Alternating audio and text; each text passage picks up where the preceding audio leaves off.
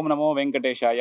మన పాలమూరులో కొలువై ఉన్నటువంటి వెంకటేశ్వర స్వామి యొక్క 34వ వార్షిక బ్రహ్మోత్సవాలు కంచి కామకోటి పీఠం పాలమూరు శాఖ వారి ఆధ్వర్యంలో అంగరంగ వైభవంగా రూపుదిద్దుకుంటున్నాయి. రేపు 9 జూలై 2026 నుండి 17 జూలై 2026 వరకు జరుగుతాయి. వెంకటేశ్వర స్వామి వారికి అనేక సేవలు జరుగుతూ ఉంటాయి.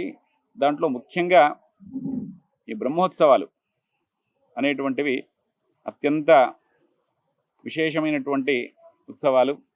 అలాగా మన పాలమూరులో కూడా స్వామివారిని ఉత్సవాలు తిరుమలలో ఎట్లాగైతే నిత్యం జరిగేటువంటి వాహన సేవలు, తర్వాత సాంస్కృతిక కార్యక్రమాలు ఎట్లాగైతే ఎక్కడ జరుగుతూ ఉంటాయో అదేవిధంగా మన పాలమూరులో కూడా మన దేవాలయంలో జరిపి ప్రజలందరికీ కూడా, భక్తులందరికీ కూడా దాంట్లో స్వామివారి యొక్క సేవలో భాగం కల్పించాలనే ఉద్దేశంతోన మనం విశేషంగా జరుపుకుంటూ ఉన్నాము.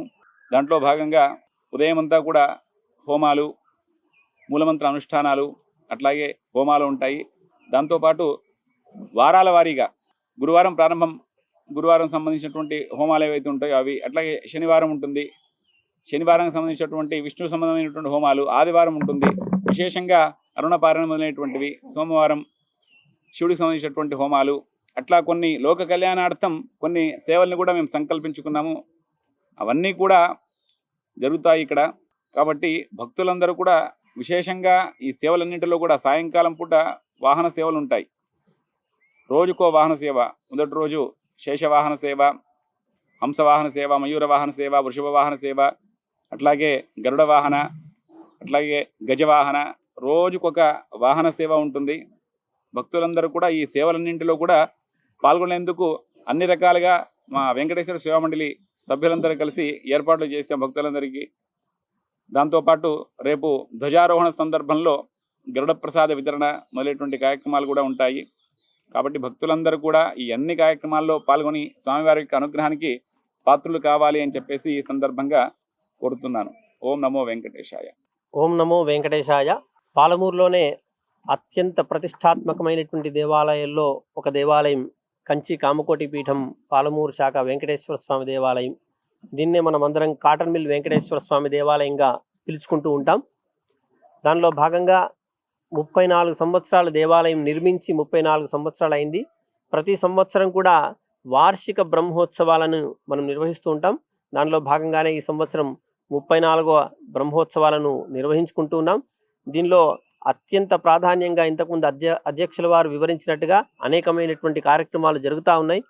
దాంతోపాటుగా ప్రజలకందరికీ హితం జరగాలి. ఇప్పుడు ఈ బ్రహ్మోత్సవాలు లోక కళ్యాణార్థమై ఉంటే ప్రజలకు కూడా ఏదో ఒక హితం జరగాలి అనేటువంటి సంకల్పంతో ఈ సంవత్సరం కొత్త కార్యక్రమాలను కూడా రూపుదిద్దడం జరిగింది.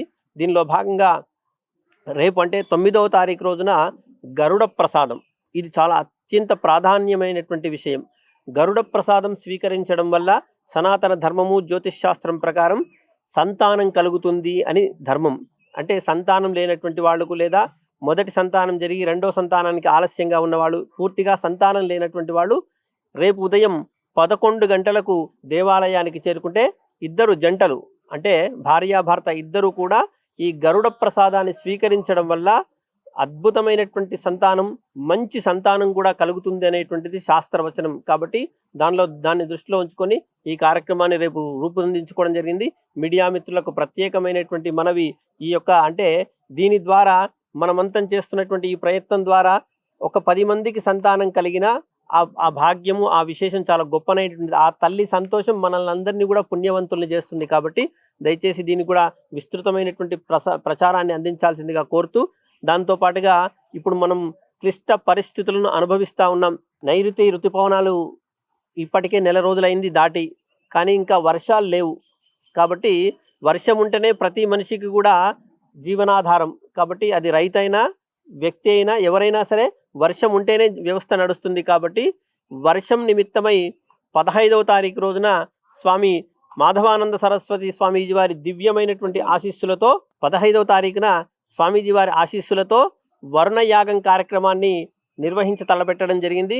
ఆ రోజు సుమారుగా 54 మందికి పైగా ఋత్వికులు, బ్రాహ్మణోత్తములు, వేద పండితులు పాల్గొని నీళ్లలో కూర్చొని వరుణు యొక్క మంత్రాలను అనుష్ఠానం చేస్తారు. దాని ద్వారా వర్షం పడుతుంది అనేటువంటిది ప్రతీతి. కాబట్టి ఆ వరుణయాగ కార్యక్రమం కూడా విశేషమైన రీతిలో సంకల్పించుకోవడం జరిగింది.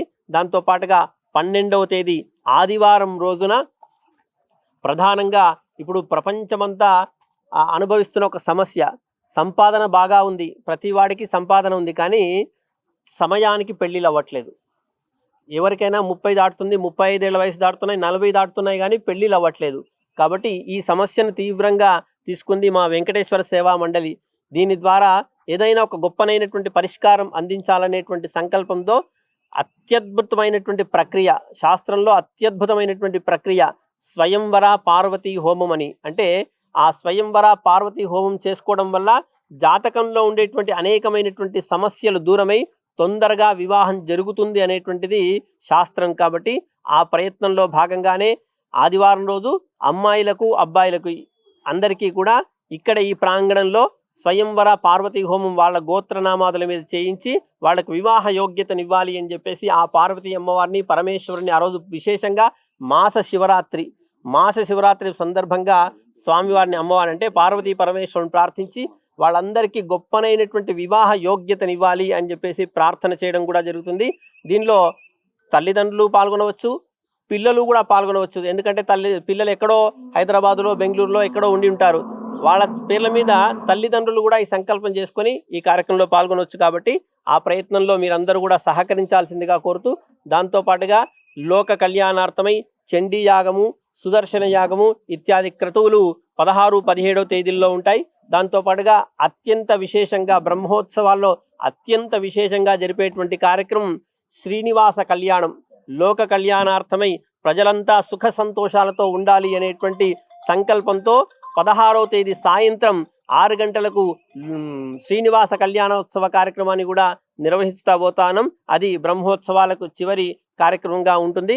17వ తారీఖు సాయంత్రం స్వామివారి దివ్యమైనటువంటి రథోత్సవం ఉంటుంది. రథోత్సవం ఎందుకు చేస్తామంటే ఈ ఉత్సవాల్లో అందరూ పాల్గొనవచ్చు, పాల్గొనలేకపోవచ్చు.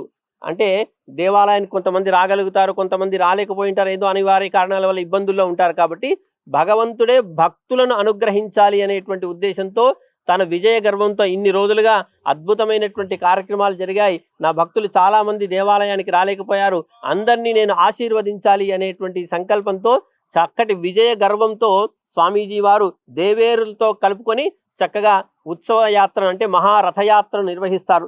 ఆ రథయాత్రలో రథత్వం కేశవం దృష్ట్వా పునర్జన్మ నవిద్యతే అంటే రథంలో ఉండేటువంటి ఆ విష్ణుమూర్తిని, ఆ శ్రీనివాసుని దర్శించిన మాత్రం చేతనే పునర్జన్మ లేకుండా ఉంటుంది అనేటువంటిది శాస్త్రం. కాబట్టి చక్కగా ఇలాంటి అనేకమైనటువంటి కార్యక్రమాలు మనం వెంకటేశ్వర సేవా మండలి ఆధ్వర్యంలో అద్భుతంగా నిర్వహిస్తూ ఉన్నాం. సుందరమైనటువంటి సువిశాలమైనటువంటి ఈ ప్రాంగణంలో అనేకమైనటువంటి ఉత్సవాలు జరుగుతూ ఉన్నాయి. కాబట్టి భక్తులందరూ, హిందూ బంధువులందరూ కూడా ఈ విశేషమైనటువంటి కార్యక్రమంలో పాల్గొని తరించాల్సిందిగా కోరుతూ ఉన్నాం. ఓం నమో వెంకటేశాయ. మహబూబ్నగర్ పట్టణంలోని సూర్యలక్ష్మి కాటన్ మిల్ ప్రాంగణంలో ఉన్న వెంకటేశ్వర స్వామి దేవాలయము 34వ వార్షికోత్సవము బ్రహ్మాండంగా జరుపుకోవడానికి మేము అన్నీ కూడా కార్యక్రమాలన్నీ చేస్తున్నాము. అన్ని సదుపాయాలు అన్నీ కూడా సిద్ధం చేశాము. ఎందుకంటే ప్రతి సంవత్సరం కూడా ఉత్సవాలు ప్రతిసారి కూడా ఏదో ఒక కొత్తగా చేయాలనే ఆలోచనతోటి మా కమిటీ అంతా కూడా కూర్చొని నిర్ణయం చేసుకొని పెద్దలు ప్రతిసారి కూడా ఏదో ఒక భక్తులకు ఏదో రకంగా మనము స్వామివారి సేవలు అందించాలనే ఆలోచనతోటి కొత్త కొత్త కార్యక్రమాలతో ప్రజలను ఆకర్షిస్తూ ప్రజలందరూ కూడా స్వామివారి కృపకు పాత్రలు కావాలనే ఉద్దేశంతో ఈ కార్యక్రమాలు చేయడం జరుగుతూ ఉంది. మీడియా ద్వారా మీరందరూ కూడా ప్రజలకు తెలియజేస్తే ఇంకా చాలామందికి ఈ కార్యక్రమాలు చూసి తరించే అవకాశం వస్తుందనే ఆలోచనతో మీరందరూ కూడా దీన్ని విరివిగా రేపు 9 తారీఖు నుంచి ఈరోజు 17 తారీఖు వరకు 9 రోజులు బ్రహ్మాండంగా ఉత్సవాలు జరుగుతాయి. రేపు మాత్రము మన గరుడ ప్రసాదాన్ని ఏర్పాటు చేయడం జరిగింది. ఈ ప్రసాదం అందరూ కూడా తీసుకొని తరించి స్వామివారి సేవలో తరించాలని ప్రార్థిస్తున్నాను.